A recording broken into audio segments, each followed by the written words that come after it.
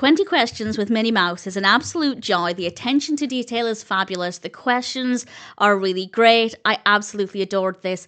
This is an episode of Me and Mickey Season 4. This is also known as Me and Mickey in the Clubhouse because these episodes actually take place at the Clubhouse. This one takes place outside Minnie Mouse's Clubhouse. I don't know if the entirety of Season 4 is at the Clubhouse. I'm looking forward to finding out. As always, there will be spoilers as I discuss what happens in this. I like to watch these to see how educational they are, to see how creative they are, and also they're just absolutely adorable. There aren't too many opportunities for learning here. I guess in some ways there are, and I'll discuss what I mean by that when I give some examples of the questions. I won't go through all 20 questions, but I will give some examples. And the premise is straightforward. Minnie is gardening outside of her clubhouse, her beautiful pink clubhouse, and Mickey decides to ask her 20 questions.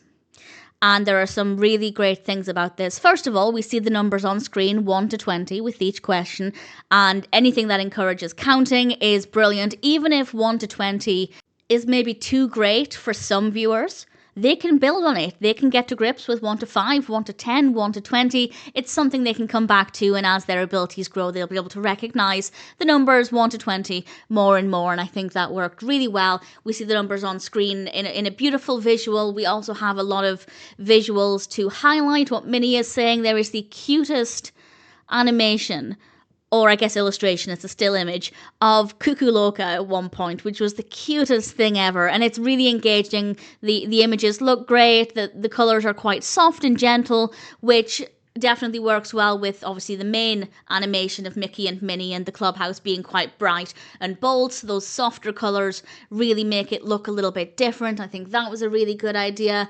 And then the questions themselves are great. They're rapid fire. They are very, very, very quick. And of course, there are 20 questions in a 2-ish minute short, so you can imagine how quick they are. And the questions are great. And the reason they're great, well, there are 2 reasons. The first is that they can be replicated.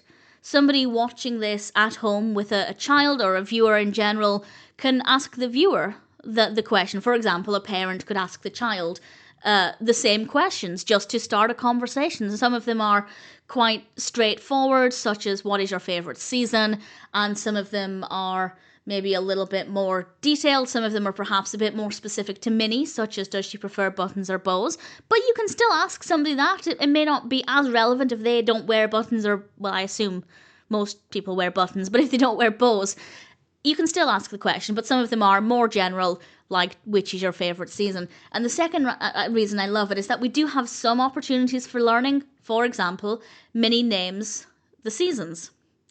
And there are some other questions that have some educational answers as well. She names some of the flowers, for example, and that can provide a bit of an education. So there are some opportunities for learning. And obviously, because it's quite quick fire, I wouldn't expect young viewers to fully absorb everything. But also, and I speak for myself as a child when I say this as well, children like to watch things again and again and again. That's how we learn, especially as children. We learn through repetition. So I feel like over time, the answers to those 20 questions will be absorbed more effectively, and the educational opportunities will stick a little bit more. And on top of that, we just have beautiful animation. It is so gorgeous. The colour palette is beautiful. And my favourite moment is where Minnie references the steamboat. Of course, that refers to Steamboat Willie, and I rather like that a lot. I thought that was really lovely. It might not mean much to some very young viewers, but for us older viewers who adore the history of Minnie Mouse and Mickey Mouse, it's something a little bit special, and I rather liked it. And in general, I thought this was fabulous, and I don't mind if the entirety of this season is in the clubhouse, but I would miss Mickey's actual house. So I'm looking forward to seeing what's going to happen. And for now, I think it's safe to say that 20 Questions with Minnie Mouse is a pretty adorable episode of Me and Mickey.